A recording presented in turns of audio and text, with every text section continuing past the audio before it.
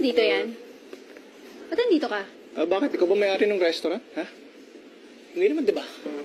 Tigilan niya na nga yan. Nag-text kasi sa akin si Tomas, gusto niya uminom. So, sinama ko na lang siya. Yes, Uminom? Ano, may pinagdadaanan? Actually, meron Ay. May problema siya sa ninong niya. At may problema rin siya sa pera. Nangutang pa nga sa akin. Uy, Nangutang? Ito naman. Bakit? Totoo naman ah. Tsaka mahihiya ka pa ba? Eh, si Gab lang naman yan. Hindi. Wala na akong choice. Nandito ka na eh, no? May magagawa pa ba ako? Di ba wala? Welcome! Thank you. Shopping. Shopping tayo? Pwede, tara. Wait lang, sandali. Shopping, wala akong pera, di ba? Kami ang magsha-shopping. Ikaw magbibit.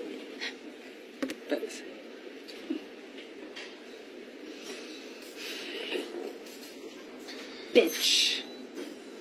Nilulustay na naman pera ng tatay ko. Sino ba yan? Saan? You know.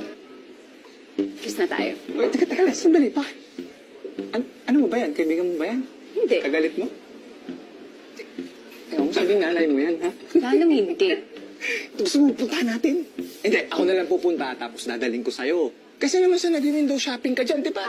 Okay. Andun pa rin tayo sa window shopping.